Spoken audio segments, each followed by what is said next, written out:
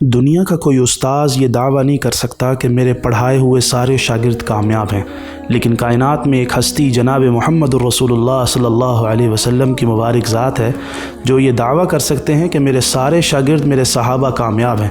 اس لیے کہ صحابہ وہ ہستیاں ہیں جن کو اللہ نے خود چنا،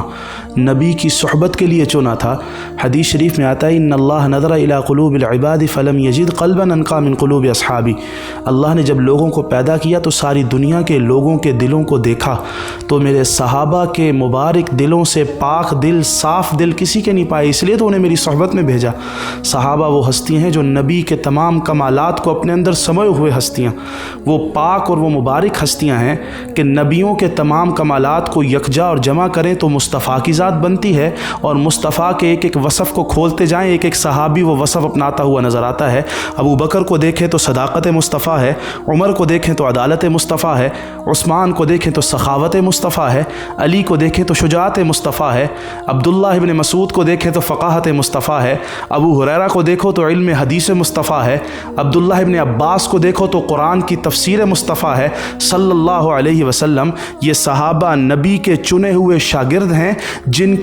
جن کے بارے میں قرآن خود یہ گواہی دے کر کہتا ہے کہ رضی اللہ عنہم ورضوا عنہ۔ کائنات کا کوئی بندہ گواہی نہیں دیتا کہ اللہ ان سے راضی، بلکہ اللہ خود قرآن میں یہ فرماتا ہے کہ میں ان سب سے راضی ہوں، یہ مجھ سے راضی ہیں۔ اور ایک مقام پر اللہ قرآن میں فرماتے ہیں وَكُلًّا وَعَدَ اللَّهُ الْحُسْنَى، ان سب کے ساتھ میں نے جنت کا وعدہ کیا ہے، اور جنت ان کے لیے میں نے مقرر کر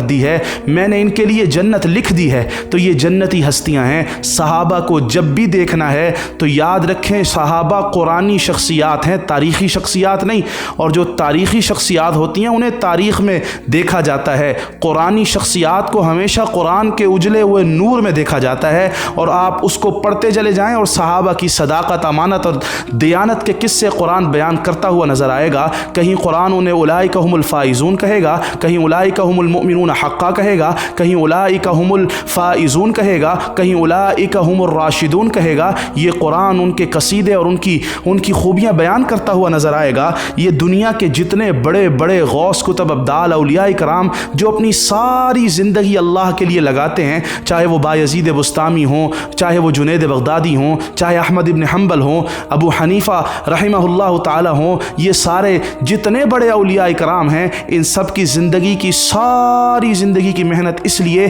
کہ کل قیامت اللہ پوچھے گا کہ مجھے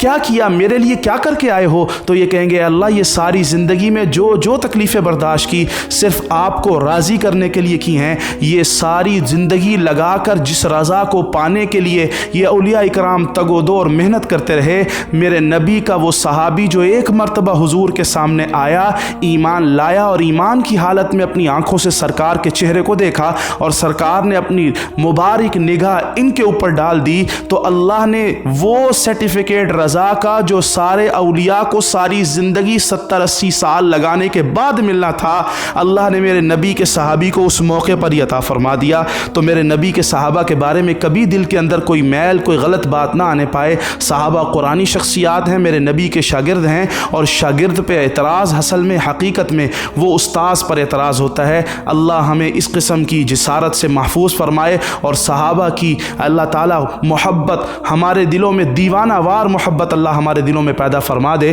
وہ کسی شاعر نے کیا عجیب بات کہی تھی کہ وہ دیوانے محمد کے میں دیوانہ صحابہ کا، وہ پروانے محمد کے میں پروانہ صحابہ کا، لے شوق سے نام صحابہ کا، کر چرچا عام صحابہ کا، گر طلب ہے تجھ کو جنت کی تو پلہ تھام صحابہ کا۔